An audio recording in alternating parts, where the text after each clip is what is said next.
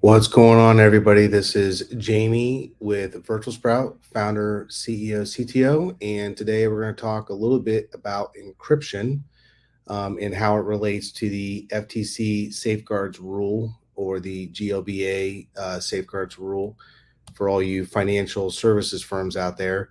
Over the last several weeks, we've been going through the various control elements that are required to be FTC Safeguards Rule compliant, uh, as is enforced by, you would guess it, the FTC.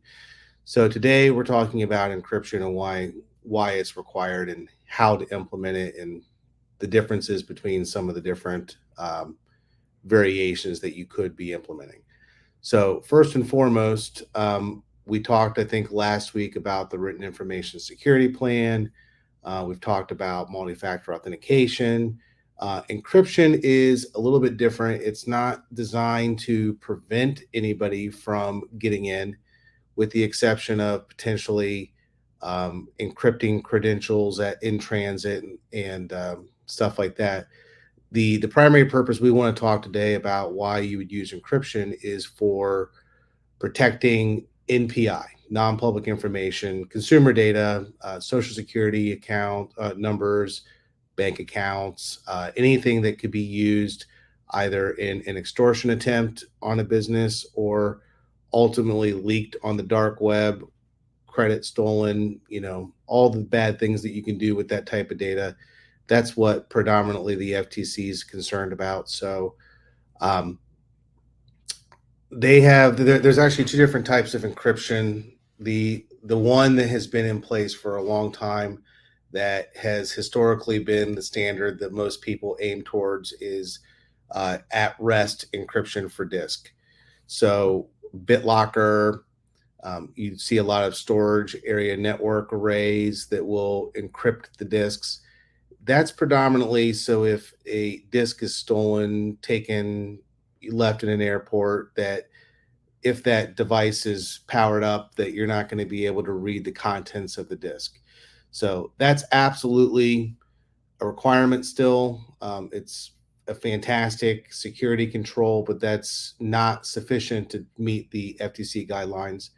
What the FTC wants to see is beyond that. They want to see all of the unstructured data.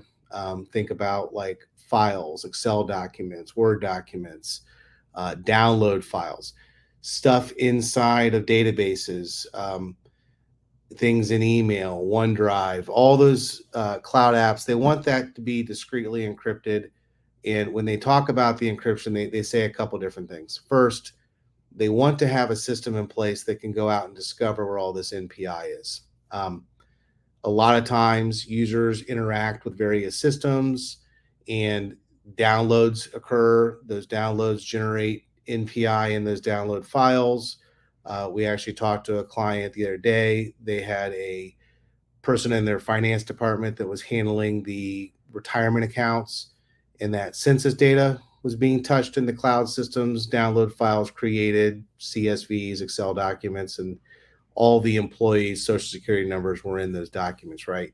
That stuff isn't easy to detect. So having a program, what we do is we implement as one of our features, it crawls the network, crawls email, crawls OneDrive, finds all that non-public information, and then we make a decision as to what to do with it. In our case, most often, if it's lingering more than a week, we go ahead and dynamically encrypt it so that if it's taken off the network, it's not usable. So part of the control is they want you to know where all that data is living. The best way to do it is with an application or a service like our Shield 360 that goes out and finds all that data and then does something with it. In our case, it encrypts it, or alerts, because you should also have a policy about getting rid of it if it's not in use. The second piece of this is that it's not limited to just the unstructured data that we talked about. You do need to go into your email system. Think about all the time somebody sends you a credit card number, or if you're in the business, say, of closing loans, maybe your borrower decides to send over tax records that you're ultimately going to load into something like Encompass, but until that happens, or maybe even after it happened, the original documents are kind of hanging around in your mailbox. those are all the low hanging fruit items that threat actors like to go after because it's not hard, right? I can just go steal the downloads folder. I can go steal stuff out of their email.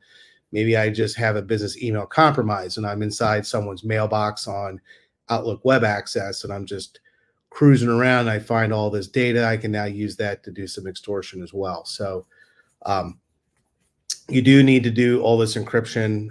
It is a requirement. So first, go find all the data. Secondly, build a policy that maps to your internal policy about keeping NPI, about disposing of NPI after its business use is over, and then again encrypting it if you need to keep it, or destroying it, one or the other. And if you encrypt it, then if it's taken off the network, it can't be used against you. It can't be leaked onto the dark web, any of that kind of stuff.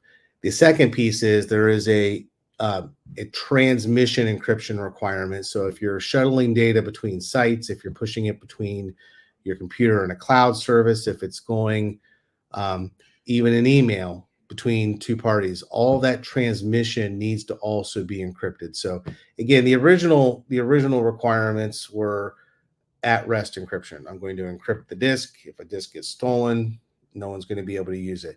Now it's above that. I want to encrypt all my unstructured data in the databases. I want record level encryption in my email. I want to go find those messages that have that data and I want to encrypt that or destroy it. I want to catalog it. And then now I also want to make sure that in between sites, I am transmitting encrypted data back and forth.